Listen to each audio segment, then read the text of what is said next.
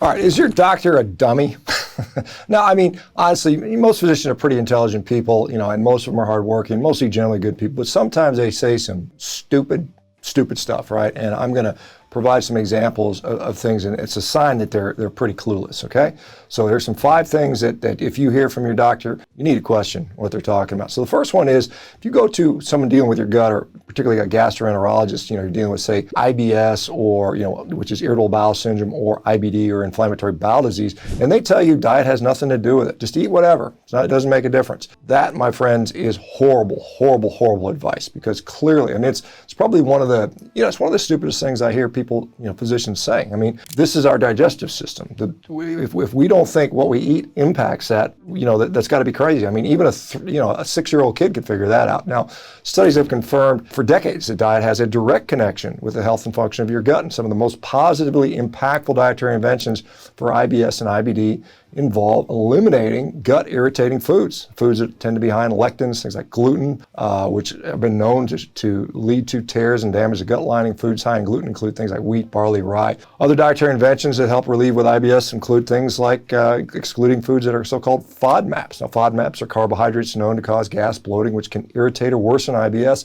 High FODMAP foods include things like cauliflower, broccoli, artificial sweeteners, honey, fruit, legumes, and grains, and all of which can cause flares of IBS in those that are already struggling with it. And of course, carnivore diet. I've seen so many people improve their Crohn's disease or ulcerative colitis or IBS by going carnivore, and a host of other digestive issues. So again, if your doctor tells you food has nothing to do with your digestive problem, shake your head, thank them for their information, and get the hell out of there. Find somebody else, quite honestly. All right, here's another one. Let's say your primary care physician says, hey guys, protein is bad for your kidneys. Now, this is another stupid sentence and stupid statement, which many physicians still, even today, believe that. Now, studies have shown that healthy individuals see no difference in kidney function whether they eat a high protein or a low protein diet. If you already have kidney disease or extreme kidney damage, even then, there are studies out there.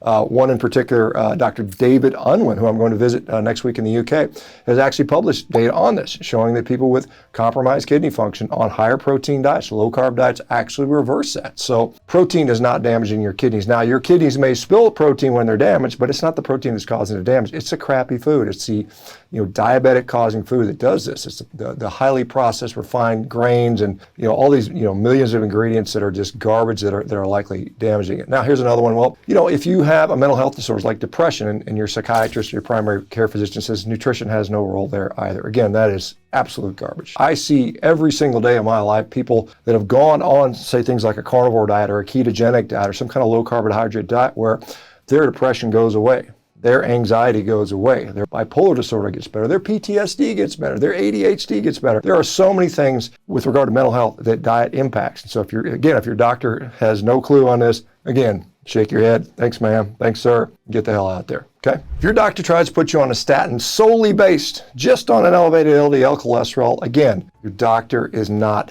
he's being lazy is what that is, or she's being lazy. This is something that there is so much more information that we know around now that just relying only on LDL as our only marker and just blanketly, reflexively giving everybody a statin prescription is lazy medicine, quite honestly. Studies are starting to emerge that show that LDL is not the best marker for heart disease. There's other tests that you can do. I think a coronary artery calcium scan is very instructive. It can de-risk people, people that, otherwise are extremely healthy. All they have is, a slightly elevated LDL cholesterol, and their doctor wants to put them on a statin drug, a CAC score of 0, a CAC score of 0. Even literature by the the Journal of American College of Cardiology has information there showing that can de-risk you. And so if your doctor is just, blanketly reflexively writing a statin script without any more discussion, you may want to get a second opinion on that. Okay. And then finally, if you have type 2 diabetic, and I'm sorry if you have that, and your doctor just tells you, hey, I'm sorry, this is a disease that's going to continue to progress. There's nothing you can do. Here's some metformin.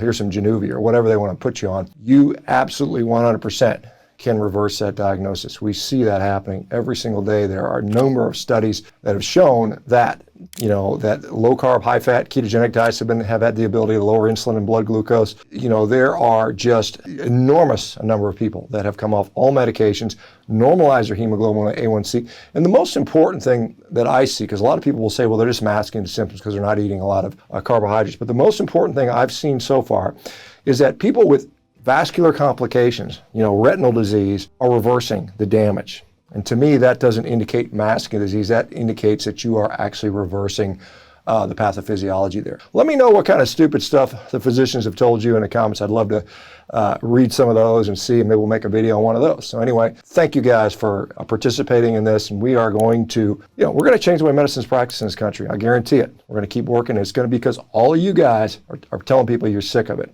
And I am too. And I'm going to help make a difference. And I hope you guys will too. All right. We'll talk to you soon. Bye-bye.